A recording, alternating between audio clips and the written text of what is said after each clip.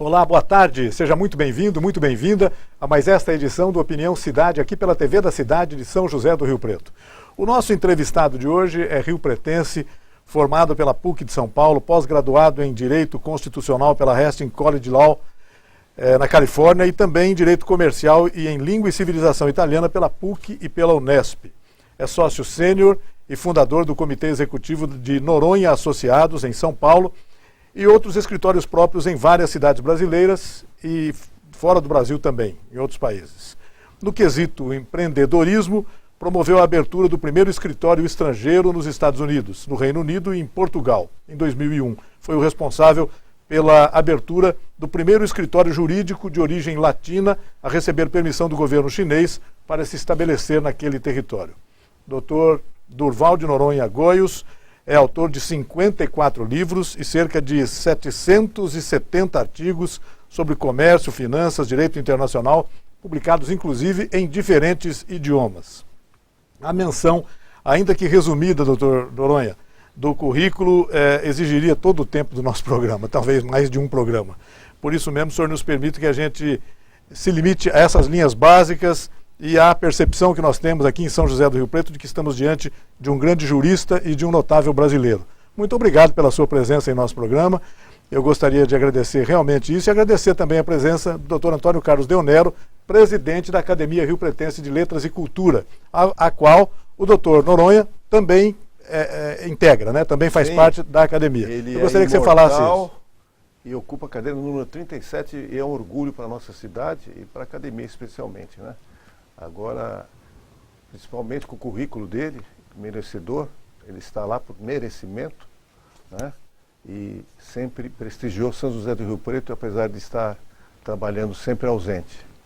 Mas é uma personalidade que Rio Preto tem muito e deve muito. Então é um orgulho ter uma pessoa da academia como o Dr. Durval e meu amigo pessoal também. Sem dúvida. Doutor, muito obrigado então pela sua presença em nosso programa. O senhor tem vindo sempre a Rio Preto, né? Com alguma frequência, tem inclusive uma propriedade aqui em São José do Rio Preto, né? Frequenta bastante a nossa cidade, tem muitos amigos, conversa bastante com eles. É sempre bom voltar a Rio Preto, imagino que seja, não é? Sem dúvida alguma. Eu saio fisicamente, mas os meus pensamentos sempre estão aqui. Eu tenho uma chácara, São José do Rio Preto se chama Caaporanga, que em Tupi-Guarani quer dizer Mata Bonita. É o lugar onde eu mais gosto de ficar. Infelizmente não posso estar aqui o tempo todo, mas sempre que posso, cá venho. Doutor Noronha, se o senhor não se opuser, eu gostaria de começar as nossas perguntas por uma de suas especialidades, o direito comercial internacional.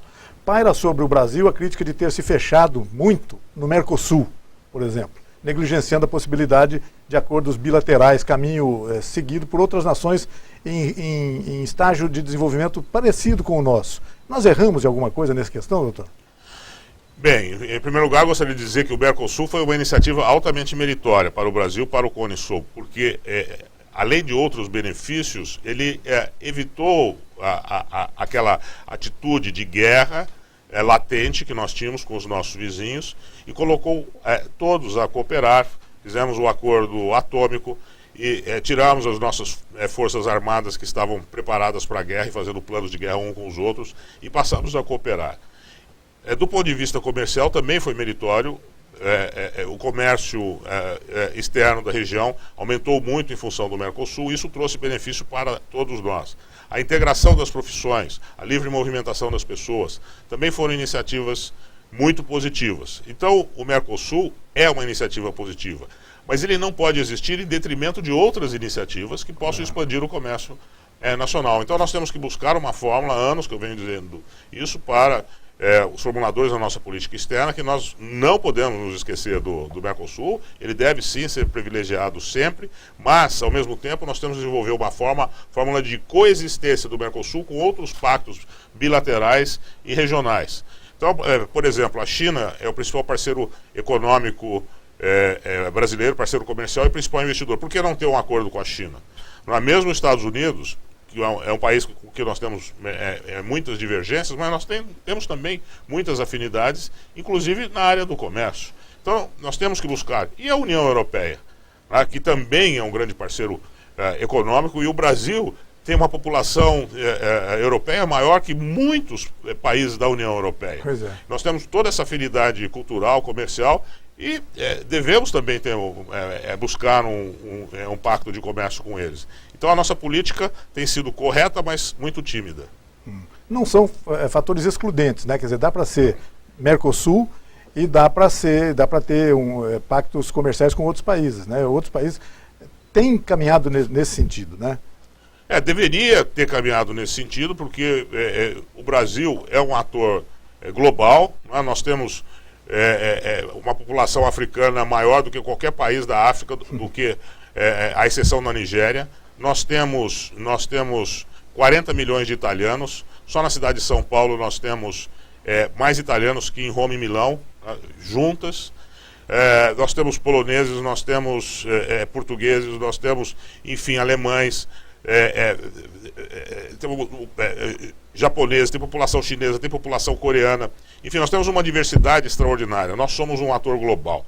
E todas essas raças, esses povos se encontraram aqui, fizeram o Brasil e juntos fazem o comércio do Brasil, as relações internacionais do Brasil, e são a nossa riqueza. Então por que não termos acordo de comércio com a África, por exemplo? Ou com o Japão, ou com a China, ou com a União Europeia? Temos que ter também. Doutor Noronha, e a política externa brasileira de um modo geral, não apenas no âmbito comercial, mas a política externa como um todo, né? Existe algum cenário de mudança em nosso jeito de nos relacionar com o mundo, com esses governos que têm se sucedido no Brasil? Como é que o senhor vê a política externa brasileira hoje? A política externa brasileira tem sido muito criticada, porém, ela tem muitos acertos no sentido de ser uma política independente, uma política afirmativa do interesse nacional, uma política que se dissociou das grandes potências, uma política que busca alternativas, que busca um mundo multipolar. Tudo isso é acertado, é muito importante. A parte falha da nossa política externa, no meu modo de ver, é exatamente a política comercial internacional, onde nós deveríamos ter sido mais agressivos do que temos sido até o momento. Faltou esse diferencial, né, esse detalhe, né? Exatamente. Bom, se o doutor Deonero concordar, vamos passar agora para a nossa aldeia, concorda? Claro, sem dúvida. E uma notícia muito boa, né? Pois é. Vamos começar por ela, então? Não é bem de nossa aldeia, não. É de nosso, ainda relacionado com a comunidade brasileira, com o Brasil. Mas fala sobre essa notícia que nós temos A boa notícia é que um cidadão rio-pretense que ama a nossa cidade, dia 23 de março, se tornará presidente da UBE, União Brasileira de Escritores. Isso é muita coisa mesmo. Só para quem é escritor, depois o doutor vai dizer os nomes que pertencem e que já compuseram essa entidade. Para nós é um motivo, principalmente porque ele é membro da nossa academia. Então, é um motivo de júbilo. Sem dúvida. Doutor Góes, vamos começar por aí então, começar falando sobre a UBE. O que é a UBE hoje? Nem todo mundo conhece, infelizmente, né? Mas o que é a UBE hoje e como enfrentar esse mais esse desafio aí na sua vida? Pois a União Brasileira de Escritores, a UBE, ela foi fundada na década de 40 pelos grandes escritores brasileiros com o propósito de representar os interesses dos escritores brasileiros e patrocinar o avanço da cultura nacional.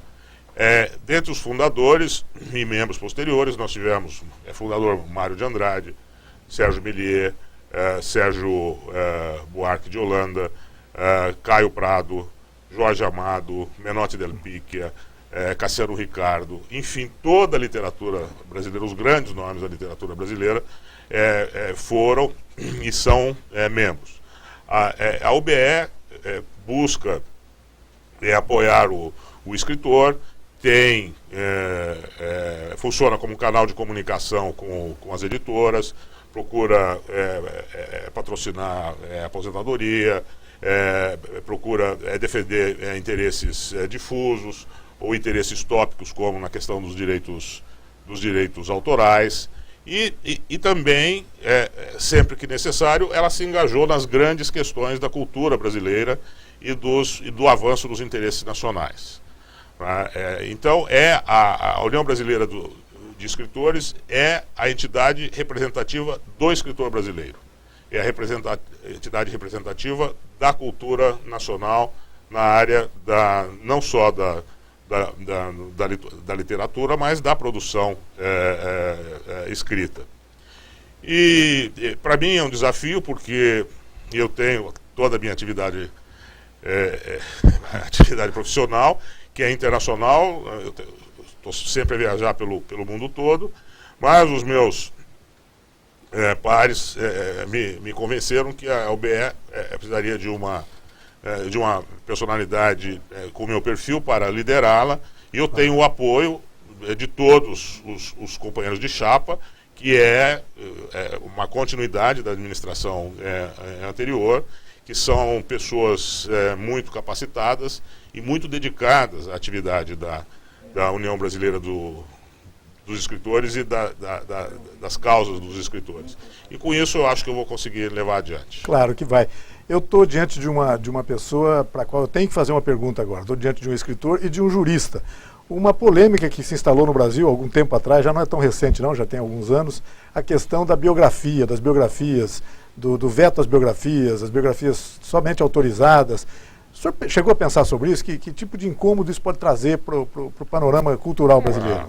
Isso só existe no Brasil, não é? Porque existiu também em estados totalitários, de direita e de esquerda, mas o padrão é que existe a liberdade absoluta na produção de obras biográficas. E essa é a posição da UBE. Nós não aceitamos censura, qualquer que seja, com relação à produção literária, produção artística, produção escrita. Dizem que no Brasil somos todos partisãs e torcedores, né? Então mesmo num tema desse, técnico, etc., acaba havendo muita emoção, muito debate não muito técnico, etc. Houve até envolvimento de artistas, etc., um defendendo um lado, outro defendendo o outro. Na verdade não é isso, o que se defende é o direito de expressão, não é isso? Exatamente, o direito de expressão está em primeiro lugar, é uma cláusula pétrea da Constituição Nacional e bem assim da consciência da humanidade. O gênero literário biográfico, ele existe desde a antiguidade clássica e ele persistiu todos esses anos. Ele tem os seus componentes modernos, mas ele sempre se fundou na liberdade. Qualquer tentativa de cerceamento dessa liberdade é um arbítrio. Sem dúvida. Vai ofender uma parte da cultura nacional, sem dúvida que vai. Exatamente. E vai falsificar a história. Né? Enfim, não se pode admitir a censura. Acho que essa questão está até mais ou menos já resolvida. Foi meio... Tá mais, isso felizmente, já tá né? amortecido. Isso aí já não vingou. Felizmente não vingou. Sempre é perigoso alguém aparecer com uma ideia dessa, né? Infelizmente aparece aí. Né? Doutor Noronha, falando então da nossa vontade de voltar para a aldeia aqui, voltar para São José do Rio Preto. Queria que o senhor falasse um pouco sobre a Rio Preto de sua juventude lá atrás. Eu anotei algumas coisas aqui, as aulas com o professor Eduardo Coerim, a conta na Livraria Planalto do Telmo Maia, ali na Galeria Bacite. Como era Rio Preto da sua juventude e quando é que o tempo de dedicação aos livros permitia que o senhor desfrutasse dessa cidade naquela época? Bem, eu estudei o grupo escolar Cardeal Leme. Depois, do velho Cardeal Leme. Velho Cardeal Leme, onde hoje é o fórum, né? Exatamente. Hoje é fora. Depois eu fui no Instituto de Educação Monsenhor Gonçalves. E quando eu estava no Instituto de Educação Monsenhor Gonçalves, o meu avô italiano, mãe de minha mãe, me apresentou o professor Eduardo Coerim, então na FAF, Faculdade de Filosofia de São José do Rio Preto. E ele era um professor italiano que foi discípulo do maior intelectual europeu do fim do século XIX, início do século XX, Benedetto Croce, e uma grande figura que deu aula aqui. E eu conversei com ele e ele resolveu me matricular no curso de pós-graduação. E aí eu fiz o curso de pós-graduação de 1 ano, eu tinha 15 anos de idade. Pós-graduação aos 15 anos de idade. Né? E aí ele me convidou a fazer um exame do curso, né? Para minha estupefação. Eu fiz o exame, ele me deu nota 8 e me deu um diploma de pós-graduação com 15 anos de idade. Eu fiz uma tese e aí esse é o diploma que eu coloco na minha parede entre os outros. O principal. No lugar mais alto. Então eu devo muito a ele e também ao Thelmo Maia, porque meus pais não sabiam o que fazer com o meu interesse pelos livros, e o Thelmo era uma pessoa, ele era um livreiro, mas era um livreiro com grande densidade intelectual. E a livraria dele ficava na Galeria Bacite, onde nós morávamos. Meu pai tinha o seu gabinete de dentista, então eu descia lá e ele discutia sobre os livros, meu pai abriu uma conta para mim na livraria. Que beleza, hein? Então eu saía com os livros que o Thelmo me recomendava. Então ele foi um grande, digamos, gestor da minha atividade cultural, mas juntamente com diversos outros professores no Instituto de Educação, Monsenhor Gonçalves, na área de História, na área de Psicologia, na área, enfim, de uma maneira geral. A qualidade da educação pública que eu recebi foi elevadíssima, e o meu desejo sincero para Rio Preto e para o Brasil é que a qualidade da educação pública melhore muito e que voltemos àquele patamar que eu tive quando eu era jovem. O caminho é esse. Isso mesmo, porque eu tive uma qualidade de ensino. Estudar numa escola particular era aquele aluno que não ia bem na escola pública. E eu me lembro muito bem que meus professores em São Paulo, por exemplo, davam aula de paletó e jaleco. E ganhavam tão bem quanto um juiz de direito e tinham o mesmo status. Isso infelizmente acabou, né? E isso deveria ser recuperado, porque é muito importante. E o caminho é o resgate da educação, e a educação pública, sem dúvida nenhuma, né? Passa por aí mesmo. Sim. Voltando àquela pergunta, o senhor se lembra da cidade naquela época? Que ambientes os jovens frequentavam naquela Rio Preto quando o senhor tinha aí 15 anos de idade, é isso? Isso.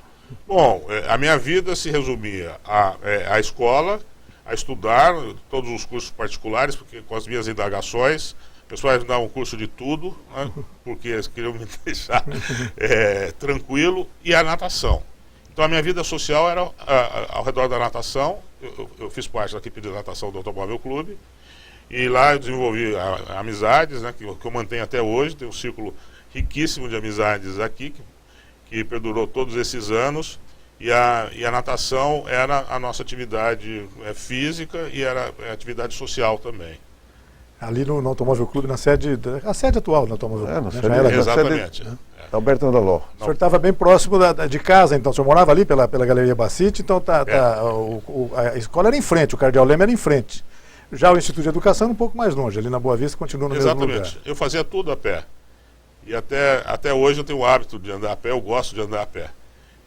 Mas fazia tudo, eu ia ao clube a pé, voltava. À noite nós saímos com os amigos, fazíamos tudo a pé em Rio Preto. A cidade era pequena, tinha 50 mil habitantes. Ela terminava na Rua Independência. Terminava mesmo, né? Dali para frente... Era uma pinguela para atravessar a rua, né? Dali para frente não era nem pavimentado ainda, né? Era pasto. Pasto mesmo. A Vila Redentora ali não... E o Automóvel Clube hoje está no centro da cidade. Mais para baixo ali, sem dúvida.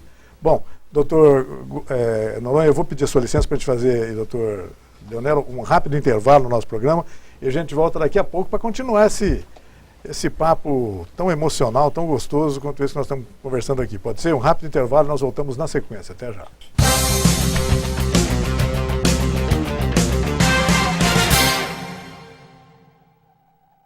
Mãe, por que minha barriga ronca? Por que eu sou tão magra?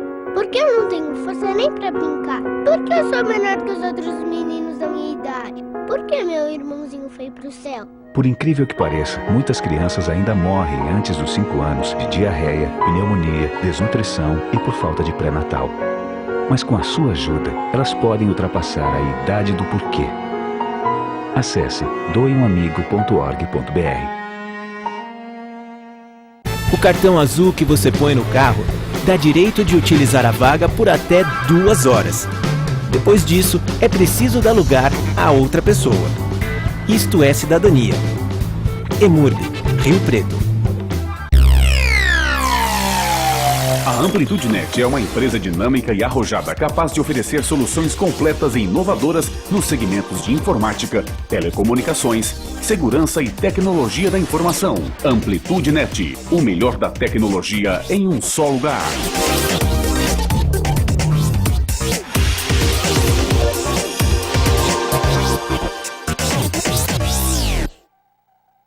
Eu tenho 15 anos. Meu prato preferido é lasanha.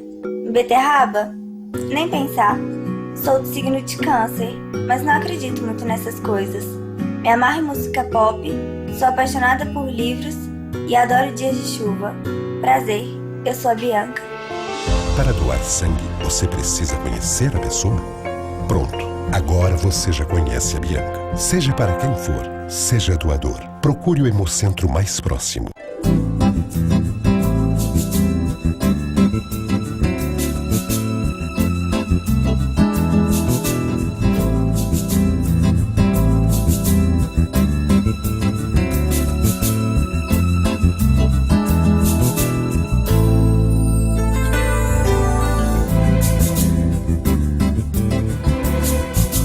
Óticas Rio Preto, veste o seu verão.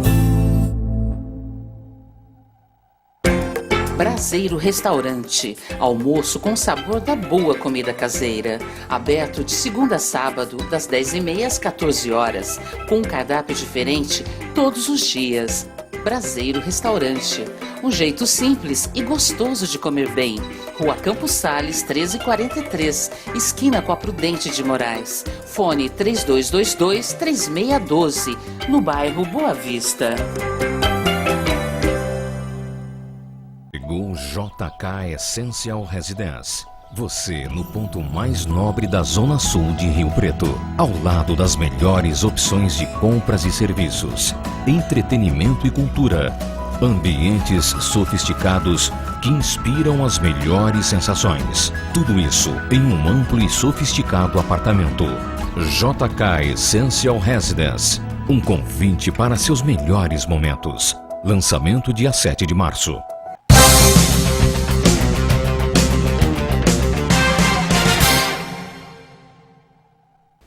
Estamos de volta com Opinião Cidade, ao vivo aqui pela TV da cidade de São José do Rio Preto, hoje conversando com o advogado Durval de Noronha Goios. É um advogado natural de São José do Rio Preto, tem projeção hoje em todo o Brasil, tem atuação internacional, inclusive, está conversando com a gente sobre aspectos diferentes aqui da sua própria vida pessoal. Já falamos um pouco sobre o direito brasileiro, sobre relações internacionais. Já estamos tentando resolver os problemas da humanidade, né? Sim. Daqui a pouco a gente, quem sabe, consegue, né? Certamente. Tem um assunto interessantíssimo que eu gostaria de pôr em pauta. Vamos lá. O Dr. Durval, ele conseguiu fazer com que São José do Rio Preto tivesse uma cidade na China, co-irmã, chamada Nantun, né? Então, eu gostaria, Durval, que você explicasse como é que foi essa parceria. A parceria cultural, né? Pois bem, tinha duas cidades brasileiras com irmandade. Uma, Brasília, com Beijing, a capital, e outra, São Paulo, com Xangai. E eu achei que Rio Preto também deveria, devido à sua importância extraordinária, por todos reconhecido, deveria ter uma cidade irmã na China. E aí escolhi uma cidade muito próspera como Rio Preto, que estivesse na liderança das artes, do comércio, da indústria, e identificamos Nantun, que fica no Oceano Pacífico, perto de Xangai, e uma cidade extraordinária. Fizemos essa irmandade para proporcionar relações culturais e econômicas entre São José do Rio Preto e Nantun, entre o Brasil e a China. Então foi uma ação que eu reputo muito importante. Começou quando era prefeito de Rio Preto Edinho, e depois o prefeito Valdomiro deu continuidade, ele que assinou. Tivemos uma missão brasileira na China, tivemos 3 missões dos chineses aqui a São José do Rio Preto, e com base nessas gestões todas nós conseguimos uma série de circunstâncias positivas para Rio Preto, inclusive na área cultural. Trouxemos para cá o Instituto Confúcio, que é o órgão do governo chinês que proporciona o ensino da língua e da civilização chinesa, como a Aliança Francesa, como a cultura inglesa. Isso está na Unesp aqui, que tem um grande sucesso. Muitos rio-pretenses já foram para a China, e principalmente nós conseguimos fazer de Rio Preto um centro de treinamento na língua portuguesa para os chineses. Antigamente os chineses iam mais para Portugal, para Lisboa, para a Universidade do Minho, etc. E hoje vão para esses lugares todos também, mas vêm para São José do Rio Preto. Quer dizer, frutificou, né? Essa parceria, Sim. essa cidade irmã da China para o Brasil frutificou. Nós tivemos uma amostra Isso, de cinema, aí que você falava sobre isso. Chineses, entendeu? Eu tenho esses filmes até hoje comigo, Durval, e eu ia até propor isso a ele, de a gente poder ter essa liberdade de passar na TV da cidade. O que você acha? Eu acho excelente ideia. Fizemos esse festival do cinema chinês, foi o primeiro no Brasil, isso causou muita inveja, porque os outros todos... Né, foi uma semana, foi muito bem frequentado, entendeu? A gente divulgou bastante aqui, lembra disso? Eu lembro sim. Todo mundo queria, né? Foi um grande sucesso de qualidade e de público, e também nas relações bilaterais. Então foi muito bom. Então, essa ideia de trazer eu tenho os filmes, estão comigo, viu, Durval? Ainda, porque a academia é representante oficial de Rio Preto perante a Nantum. Isso aí também devemos ao Dr. Durval, que fez essa ligação. Então, eu vou propor isso à diretoria da TV Cidade, com sua autorização, é claro, nós fazermos aqui uma mostra de filmes chineses, né? Puxa, vai ser bacana, muito bacana mesmo. Os filmes são excelentes, viu? Excelentes, traduzidos ao português, são maravilhosos. Aliás, você tem tido bastante contato com a cultura chinesa, tem viajado com alguma frequência também para aquele lado do mundo, né, doutor Noronha? O brasileiro, de forma geral, desconhece muito a cultura chinesa. Houve tentativas de aproximação de alguns anos para cá, até a música sertaneja, a música caipira, ajudou bastante, foi uma alavanca boa nessa aproximação, mas de modo geral o brasileiro desconhece muito a cultura chinesa, não é isso? Sim, mas já melhorou muito, porque o desconhecimento era recíproco, e por isso que nós temos essa gestão do Instituto Confúcio e medidas como essa da Irmandade entre as cidades, para eliminar o fosso de desconhecimento que existe. Mas quando eu comecei a ir à China, há mais de 20 anos, eles não sabiam nada sobre o Brasil. Eu conheci do Brasil o Pelé. Depois eles conheceram o Kaká, né? Hoje, o Brasil aparece diariamente na televisão chinesa. E a China aparece diariamente na televisão brasileira. O comércio bilateral entre Brasil e China, quando eu abri o escritório lá em 2001, era minúsculo. Hoje, são os principais parceiros comerciais da América Latina, Brasil e China. China é o maior investidor no Brasil. E os estudantes brasileiros vão estudar na China. O programa Brasil Sem Fronteiras tem centenas de estudantes. O interesse pelo conhecimento recíproco dos idiomas, né? O aprendizado da língua, o mandarim, né? E diversas outras cooperações. Então, melhorou muito. Ainda não é o ideal, não? Mas melhorou muito. E o cinema, a gente falando aqui sobre o cinema chinês, o senhor tem conhecimento, viu algumas coisas lá na China, acompanhou isso mais ou menos? É realmente o cinema que chama atenção? Pelo que a gente conhece, chama mesmo atenção, né? Chama. Eu gosto muito do cinema chinês, tanto do cinema histórico, porque retrata a cultura riquíssima chinesa, milenar, 5.000 anos de história, como o cinema atual tem diversas vertentes, né, modernas, tem Hong Kong, tem sul da China, tem Beijing. Então, é muito rico o cinema chinês, a literatura chinesa é muito rica também, muito interessante. Tá certo que eu vejo de um outro ângulo, porque eu tenho um contato muito próximo com a China, eu vou diversas vezes por ano para lá, mas mesmo para uma pessoa que não tem essa proximidade com a China, é muito interessante e muito rico. Eu tenho a impressão que os chineses poderiam nos legar um aprendizado de como fazer um PIB crescer daquele tanto, né? Que o nosso é muito limitado, né, doutor Noronha? De fato... Pífio. É um pibinho, né, como se dizia. E com o nosso potencial, porque a China tem o mesmo tamanho do Brasil. São 9.500.000 quilômetros quadrados, o Brasil 8.500.000 quilômetros quadrados. Mas 60% do território da China é deserto ou montanha, 60%. As nossas áreas agricultáveis são muito maiores. E tem 1.300.000.000 de pessoas, né? E com isso eles conseguem fazer muito mais do que nós conseguimos.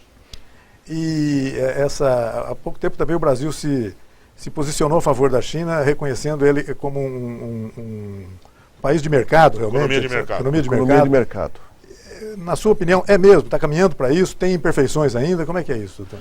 Tem uma participação grande do governo na economia, mas é no direcionamento da economia. O governo lá tem credibilidade, o governo faz o planejamento e o empresariado aceita.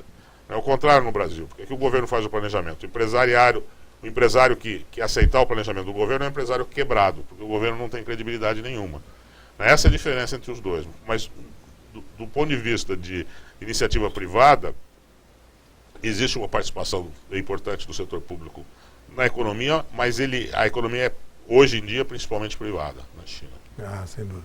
E o Brasil, exatamente por isso que a China se tornou um grande parceiro comercial, por exemplo, de um país como o Brasil, e o Brasil compra muito da China, né? Na área de vestuário, alimentos, enfim, um monte de coisas, né? Essa é uma tendência de crescimento, né? Sempre vai continuar sendo assim, na sua opinião.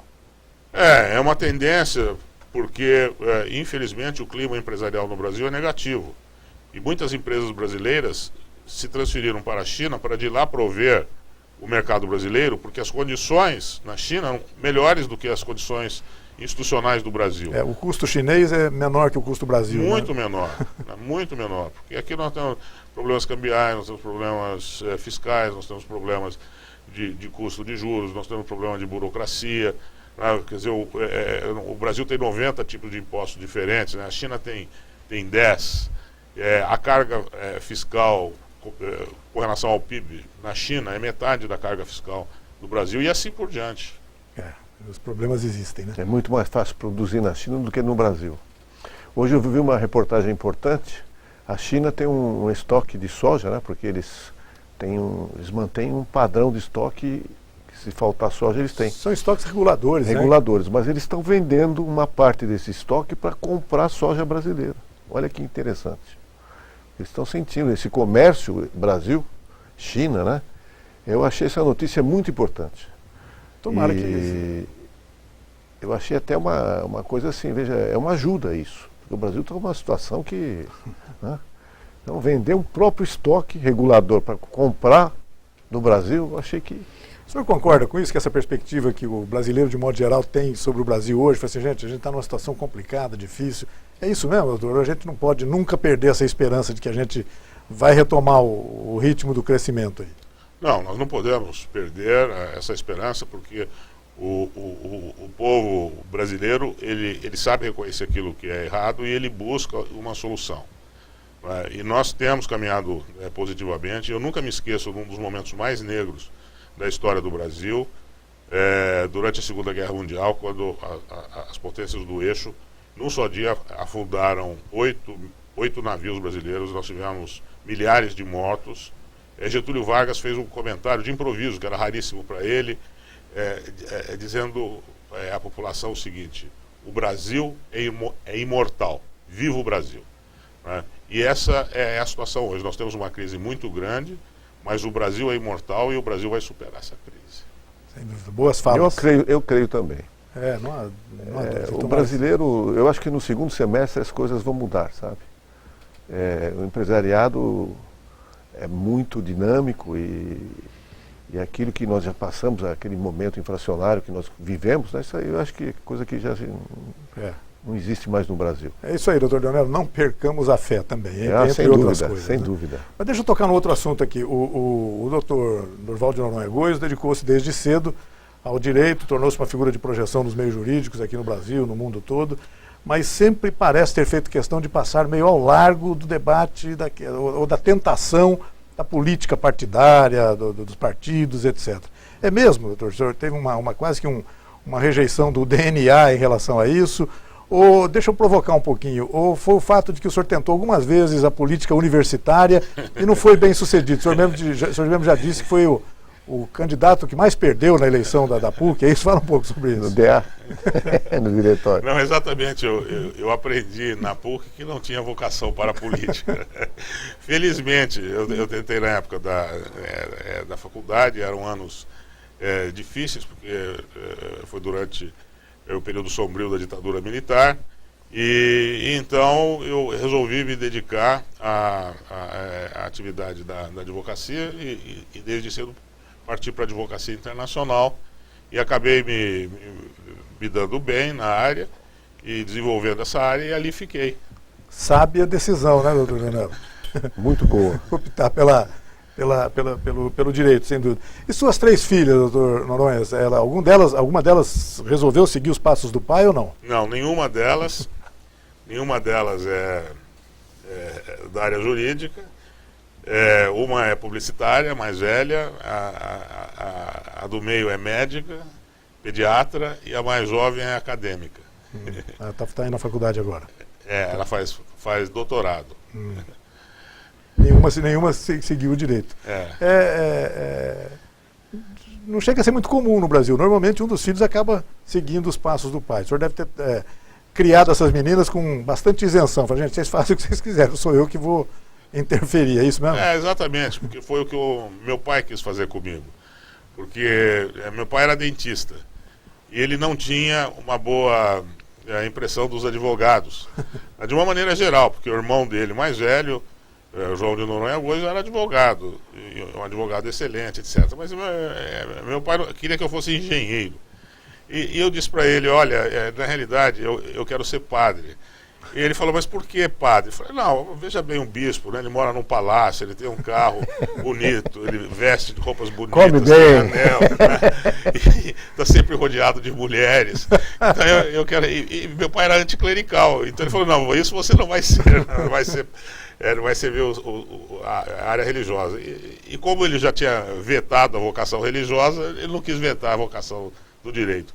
E as minhas filhas também, elas têm outras vocações, e é melhor assim. E eu sempre disse a elas que se elas quisessem casar com um advogado, que esse advogado não trabalhasse comigo, porque se trabalhasse comigo teria que arrumar um outro emprego. Sem dúvida. Certo. Entre tantas atividades, como é que anda o tempo do senhor, por exemplo, para as leituras? Quando é que o senhor acha tempo para ler? E aí me permita ser um pouco curioso. O que é que o senhor está lendo atualmente? O que é que o senhor costuma ler normalmente? Bom, a minha vida é a leitura, né? Então meu dia tem poucas horas de sono. Eu ando com os livros comigo, eu estou sempre a ler livros diversos, eu mudo de áreas. Agora eu estou lendo um livro excelente de literatura chinesa, uma escritora chamada Tiening, que é a história de 2 crianças que cresceram juntas, 2 irmãs, que cresceram juntas na época da Revolução Cultural na China, e os pais estavam numa espécie de campo de reeducação, e elas moravam sozinhas num alojamento. E aí depois como evoluiu a vida dessas moças com a evolução da sociedade chinesa. Então esse é o livro que eu estou a terminar agora. Tá certo. Alguma observação, doutor Danilo? O doutor Noronha, ele tem uma curiosidade que eu estava perguntando ali para ele. Ele viaja muito, que eu falo muito com ele. Deonero, estou em Pequim. Aí na semana seguinte, ele manda uma mensagem, estou em Londres.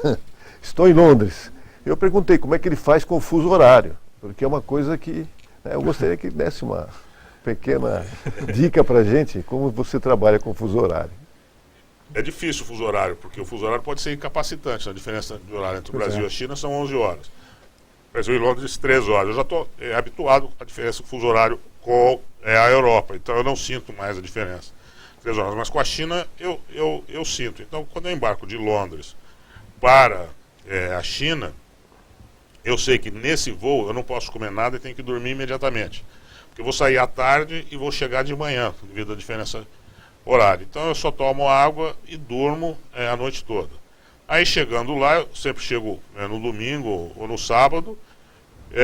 No dia seguinte eu vou dormir no horário normal, 10 horas da noite, 11 horas. No dia seguinte eu faço ginástica e já estou pronto para trabalhar. Já entrei no fuso horário imediatamente. No regresso é o contrário, porque eu saio ao meio-dia de Pequim e chego em Londres às 5 da tarde.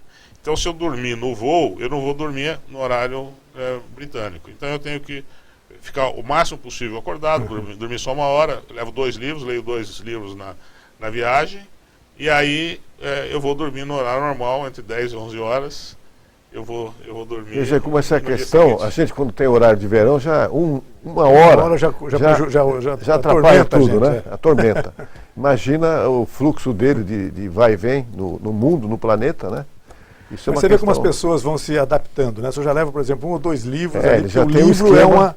é um anteparo, né, para isso aí, para suportar essa mudança toda. E outra coisa que ajuda é a ginástica, porque eu tenho o hábito de fazer a ginástica, o exercício, cedo. Então, se eu faço cedo em qualquer lugar onde eu estiver, o meu organismo sabe que é de manhã. Então, isso colabora para o organismo sentir que o dia está começando. Mas bom mesmo é poder chegar aqui na chácara em Rio Preto, né? Ver as árvores todas ali, não é isso? Isso é bom, Caporanga. E na verdade, quantas casas você tem espalhado pelo mundo, onde você reside realmente? Bom, onde eu resido realmente é no avião. Mas oficialmente... Mas aqui, a minha casa, realmente, do coração, é Caporanga. Que é Mata Bonita, em Tupi-Guarani, aqui em Rio Preto. Né? Essa é a casa que eu construí como eu queria, com a mata que eu queria. Eu plantei as espécies nativas brasileiras, né? Tem o mogno, tem o jatobá, tem tudo lá, que é muito Tem pau-brasil? Tem pau-brasil, tem tudo. E então é um pequeno jardim botânico. Então, o seu endereço é Rio Preto. Se alguém lhe perguntar onde é que o senhor mora, vai na Caporanga, ali Exatamente. Mas eu imagino, o domicílio é Rio Preto. Isso. Tem a bases em outras cidades e outros países do mundo, porque não tem como não ser assim, né? Mas eu sempre digo, por exemplo, quando eu chego na alfândega britânica, se eles querem falar comigo, eu sempre digo, eu sou residente no Reino Unido, mas não sou domiciliado. Porque o tratamento fiscal é diferente. O residente você paga uma taxa e domiciliado você paga um outro tributo. Então, onde é que o senhor é domiciliado? Eu sou domiciliado em Caporanga. Isso é importante, porque tá certo. E você tem cidadania também europeia, né? Pelo lado... Isso facilita muito também. Italiano, né, da minha mãe. Deixa eu pedir licença para vocês mais uma vez, para a gente fazer mais um rápido intervalo. Nós vamos ter um terceiro bloco daqui a pouquinho, que eu quero fazer uma pergunta provocativa sobre futebol do doutor Noronha Gomes. Um pouquinho só, rapidamente, daqui em instantes.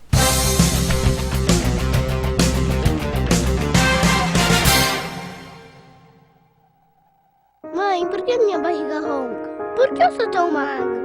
Por que eu não tenho força nem pra brincar? Por que eu sou menor que os outros meninos da minha idade? Por que meu irmãozinho foi pro céu? Por incrível que pareça, muitas crianças ainda morrem antes dos 5 anos de diarreia, pneumonia, desnutrição e por falta de pré-natal. Mas com a sua ajuda, elas podem ultrapassar a idade do porquê. Acesse doeumamigo.org.br. O cartão azul que você põe no carro dá direito de utilizar a vaga por até 2 horas. Depois disso, é preciso dar lugar a outra pessoa. Isto é cidadania. EMURB, Rio Preto. A Amplitude Net é uma empresa dinâmica e arrojada capaz de oferecer soluções completas e inovadoras nos segmentos de informática, telecomunicações, segurança e tecnologia da informação. Amplitude Net, o melhor da tecnologia em um só lugar.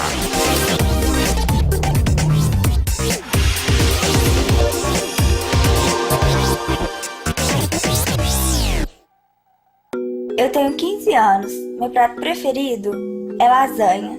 Beterraba? Nem pensar.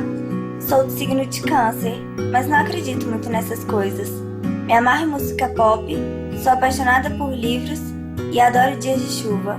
Prazer, eu sou a Bianca. Para doar sangue, você precisa conhecer a pessoa?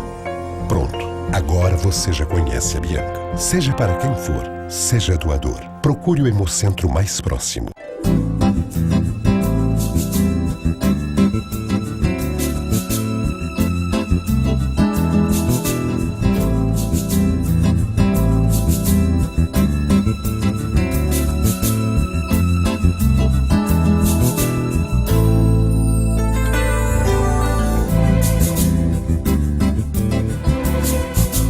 Óticas Rio Preto, veste o seu verão. Braseiro Restaurante. Almoço com sabor da boa comida caseira. Aberto de segunda a sábado, das 10h30 às 14 horas. Com um cardápio diferente todos os dias. Braseiro Restaurante. Um jeito simples e gostoso de comer bem. Rua Campos Sales, 1343, esquina com a Prudente de Moraes. Fone 3222-3612, no bairro Boa Vista. Chegou JK Essential Residence. Você no ponto mais nobre da Zona Sul de Rio Preto, ao lado das melhores opções de compras e serviços, entretenimento e cultura, ambientes sofisticados que inspiram as melhores sensações. Tudo isso em um amplo e sofisticado apartamento. JK Essential Residence, um convite para seus melhores momentos. Lançamento dia 7 de março.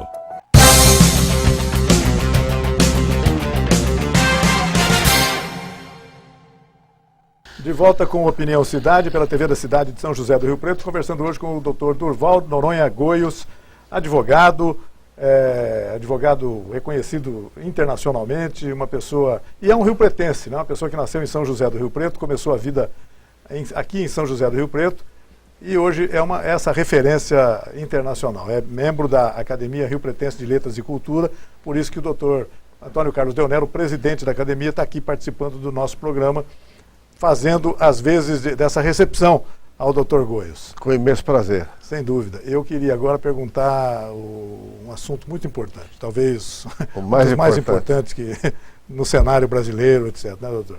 O doutor Goios tem uma dupla paixão pelo futebol. É torcedor do América Futebol Clube de São José do Rio Preto e do Esporte Clube Corinthians Paulista. É difícil, né, doutor, torcer para um clube recentemente rebaixado, infelizmente, para a 4ª divisão do futebol paulista, e um clube que é candidato a um dos maiores clubes do planeta, né? Como é que é conviver com essa dissociação de coisas aí? Na minha época, todos os meus amigos, tínhamos 2 times. O time de Rio Preto era normalmente o América e o time de fora... E Rio Preto era normalmente o Palmeiras, né? Mas no meu caso específico, eu sempre tive essa paixão irrefreável pelo Corinthians. E hoje eu sou corintiano, graças a Deus, e também americano. E eu acho que a glória do América um dia vai ser restabelecida. Essa situação de 4ª divisão é apenas transitória. Né? Tem que ser, né? Tem que ser. A cidade merece. Mais cedo ou mais tarde ele vai estar ocupando lugar devido na constelação dos grandes clubes mundiais. Eu tenho a impressão que o América é mais uma das vítimas dos desarranjos do próprio futebol brasileiro de modo geral. Não é o único que está assim, né? Times que foram da 1ª divisão paulista, hoje estão lá na 4ª divisão ao lado do América, o Noroeste de Bauru, por exemplo, que era um time que se ombreava o América, estava aí. Prudentina já desapareceu, não existe mais. Não existe Quer dizer, houve problemas, né, no futebol brasileiro. Tomara que esses problemas sejam amenizados, arrumados, existe o Linense ainda? O Linense ainda existe. Elefante da Noroeste. O Linense está numa divisão alta, eu não sei se está na 1ª ou 2ª, já não lembro mais. Mas o importante é o Corinthians, né? Está indo bem na Libertadores da América, candidato a campeão novamente da Libertadores e a tricampeão do mundo. Quer dizer, estamos bem arrumados, sem dúvida nenhuma. Sem dúvida. Então temos que torcer para o América se recuperar. Exato. Está satisfeito agora, o doutor Deonero? A única coisa que eu fico um pouco... Eu sou palmeirense. Eu prefiro ficar calado. Mas que bom que a gente até toque nesse assunto. Nós estamos vivendo uma época do futebol internacional de intolerância, das torcidas, por exemplo, brigarem. Antigamente não era assim, né? Os torcedores torciam para o Palmeiras ou para o Corinthians lado a lado, no Pacaembu, onde quer que seja, né? Hoje não dá mais, né? Infelizmente não. Já eu me lembro muito jogos bem. De torcida única, é uma pena. A minha mãe ia aos estádios. Meu pai era conselheiro do Palmeiras e nós íamos aos estádios todos os sábados ou domingo. E normalmente, não tinha problema nenhum. Minha mãe era fanática palmeirense. É ainda, né? Ela é viva, graças a Deus, mas não havia essa rivalidade que leva à loucura, né? Exatamente, é uma demência. É uma demência, que é uma loucura. Derivar uma torcida, uma paixão, derivar em morte de gente. Isso é loucura para mim, é um estado que o ser humano não pode passar para isso. Tá certo, mas eu queria agradecer mais uma vez e muito ao Dr. Durval Noronha Goios pela participação em nosso programa, convidá-lo toda vez que estiver aqui na Caporanga. Caporanga. Caporanga é o nome da chácara, da pequena propriedade. É pequena mesmo, né, doutor? Que o doutor Góes tem muito aqui bonito, em São José do Rio Preto.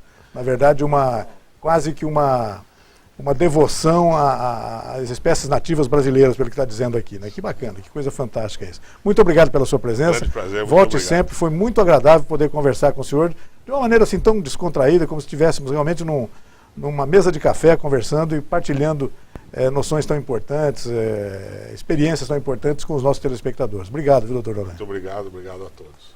Obrigado, doutor Leonero. Prazer foi meu. Doutor Leonero está prometendo aqui voltar à regularidade na participação do nosso programa às sextas-feiras, coisa que ele fazia sempre com regularidade. Ultimamente ele tirou o time de campo. Eu acho que também deve ter sido. Logo a gente volta à normalidade. Se Deus quiser, claro que sim. Muito obrigado, viu, doutor Leonero? Sempre um prazer. E nós agradecemos a você também que nos acompanhou em casa em mais essa edição do Opinião Cidade. Desde já, você está convidado a estar conosco novamente amanhã, a partir das 12 horas, aqui na TV da Cidade. Até lá, um forte abraço a todos. Tchau, pessoal.